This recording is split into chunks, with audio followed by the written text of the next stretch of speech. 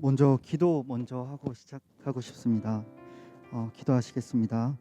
성령 하나님, 이렇게 죄진 자, 부족한 자 하나님을 증거하고 귀하고 복된 자리에 세워주신 감사드립니다. 제 입술에서 교만과 건방이 나타나지 않게 하시고 오직 하나님이 허락하신 말과 겸손이 드러나게 해주시옵소서. 저에게 부어주신 은혜보다 더 크고 갑절의 은혜가 우리 오메가 교회 성도님들 가운데 부어지기를 간절히 소망하오니 하나님 역사해 주시옵소서. 예수 그리스도의 이름으로 선포하며 기도드렸습니다. 할렐루야. 안녕하세요. 저는 원띵 러너스 기리작 DNA의 시온입니다. 이번 38차 39차 킹덤 컨퍼런스에서 하나님이 주신 은혜와 하나님이 저에게 행하신 일들을 나누려 합니다. 먼저 저의 삶과 오메가 교회를 어떻게 만났는지 말씀드리고 싶습니다. 저는 항상 하나님과 함께하는 삶을 살아왔습니다. 모태신앙이고 목회자의 자녀입니다. 하나님이 살아계시다는 것과 하나님의 나라가 있다는 것은 알고 있었습니다. 하지만 하나님께서 저희 아버지를 거의 환갑이 다 되신 연세의 목회자로 부르셨고, 그 과정에서 저희 부모님께 주시는 연단의 시간들을 바라보며 무의식적으로 저는 하나님을 원망하고 두려움의 하나님으로 인식하며 살아왔습니다. 저희 가정 가운데 있었던 연단 중에 재정의 연단을 겪으며 저는 어렸을 때부터 돈을 빨리 벌어 하고 싶은 것을 다 누리며 살아야겠다고 다짐했습니다. 그래서 돈을 벌기 위해 와인을 다루는 소믈리에라는 직업을 가지고 있었고, 하나님을 우선시하는 것이 아니라 와인이라는 술을 우상시했습니다. 저는 제 레스토랑을 오픈하고 최고의 소믈리에가 되는 것을 제 비전으로 삼았습니다. 와인 업계에서 최고가 되고 싶어 소믈리에 자격증을 취득할 정도로 와인이라는 술에 애정을 정말 많이 쏟았습니다. 어떻게 하면 10만 원이라도 더 비싼 와인을 마실 수 있을까? 어떻게 하면 1년이라도 더 오래된 와인을 마셔볼 수 있을까? 매일 이 고민을 했던 것 같습니다. 마치 호세아의 가늠하는 아내처럼 하나님은 제 시야에 아예 없었고, 술을 정말 좋아했고 미각을 공부한다는 핑계로 매일 술을 마셨고 매일 취해 있었습니다.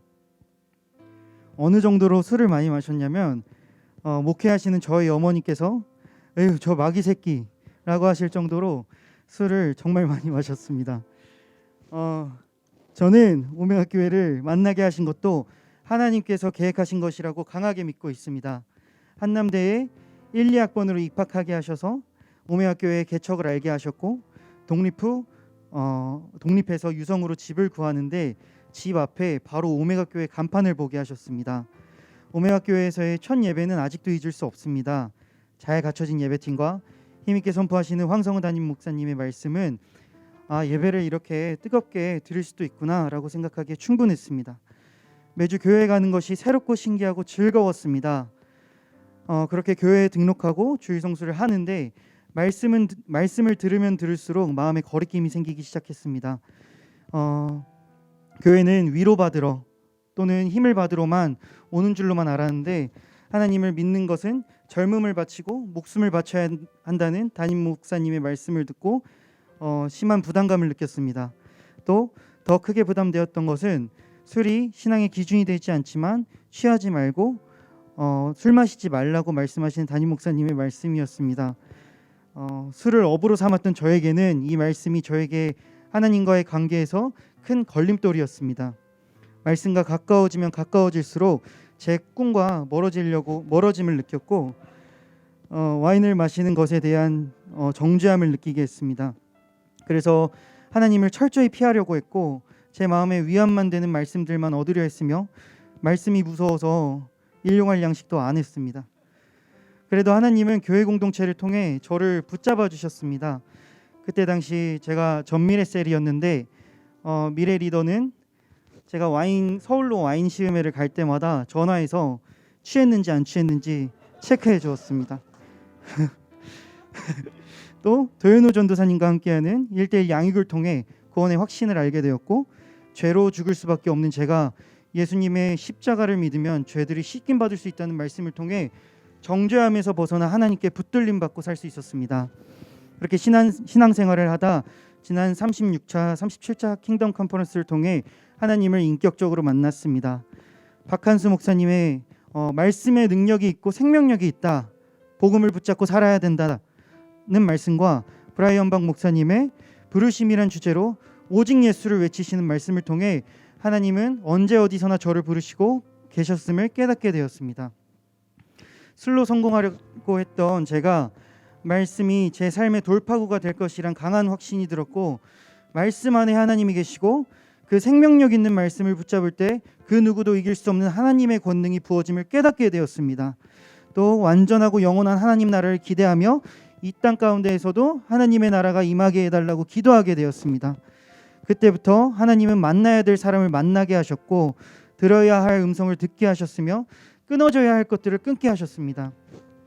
성령님만 제 마음속에 가득하길 원하니까 술이 단숨에 끊어지고 담배가 한숨에 끊어지고 필요 없는 관계들이 끊어졌습니다.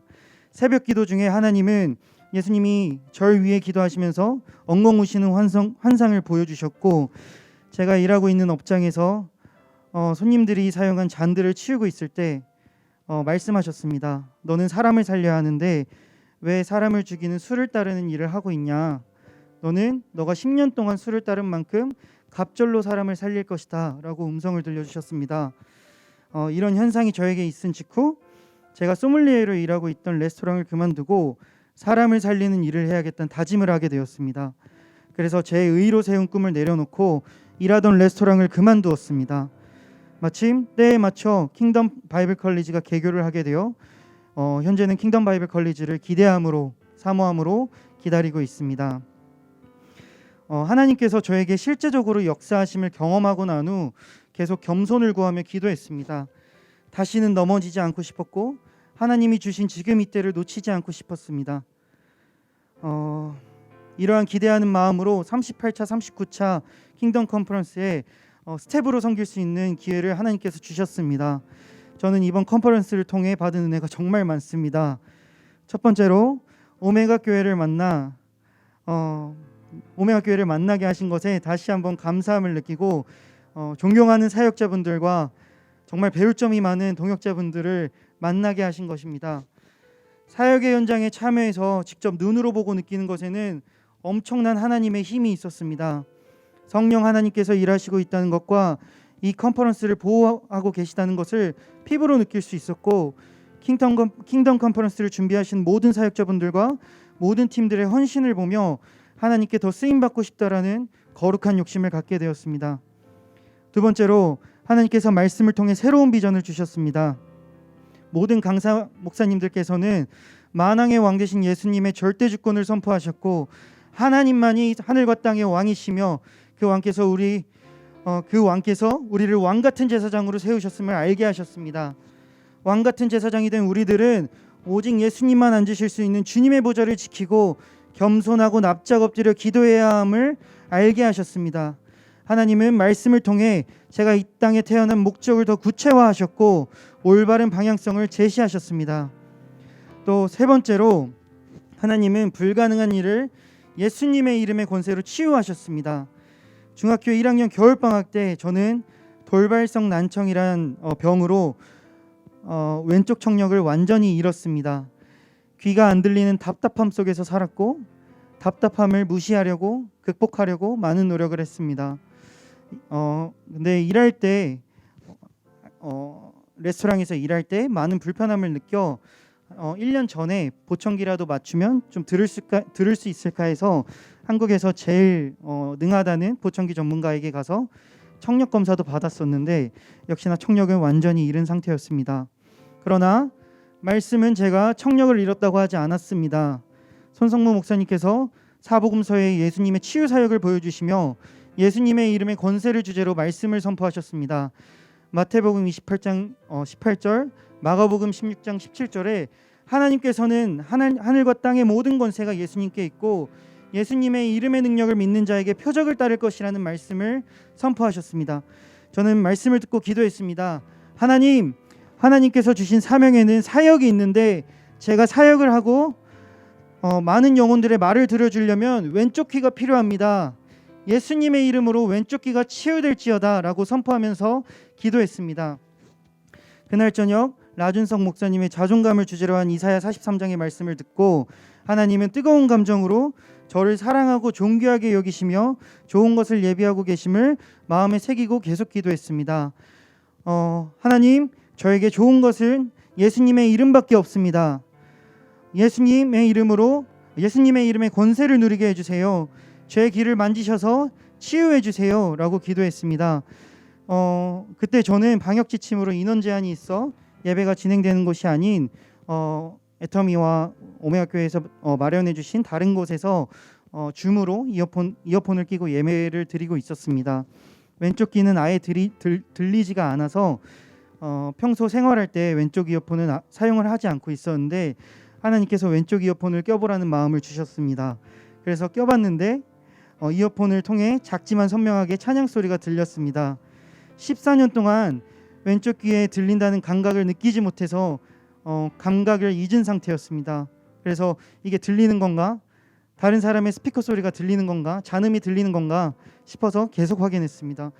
계속 확인하고 확인해도 계속 찬양 소리가 선명하게 들렸습니다. 14년 전 의사 선생님은 이 병은 청신경을 조직하는 세포 자체가 새로 자라야 하는 거라 치료 방법이 없다고 했습니다. 그렇지만 하나님은 세포까지 치유하시고 새롭게 하셔서 제 귀를 들리게 하셨습니다. 현재는 제 귀는 작지만 선명하게 소리를 듣고 있고 더 잘 들릴 것이고 하나님이 허락하신 것만 들을 것입니다. 제가 간증 처음에 하나님은 제가 두려움의 하나님이셨다고 고백했었습니다.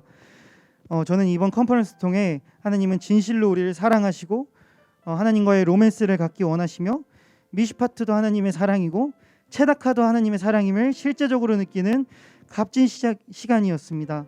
그리고 예수님이 다시 오실 날까지 하나님이 주신 사명 위에 살겠다는 하나님과의 약속을 굳건히 하는 시간이 되었고 끊임없이 기도로 하나님과 교제하고 말씀으로 하나님의 음성을 들으며 본질 사수할 것을 결단했습니다. 끝으로 하나님께서 만나게 해주신 모든 분들께 사랑과 감사의 표현을 드리고 싶습니다. 부족한 간증을 들어주셔서 감사드립니다.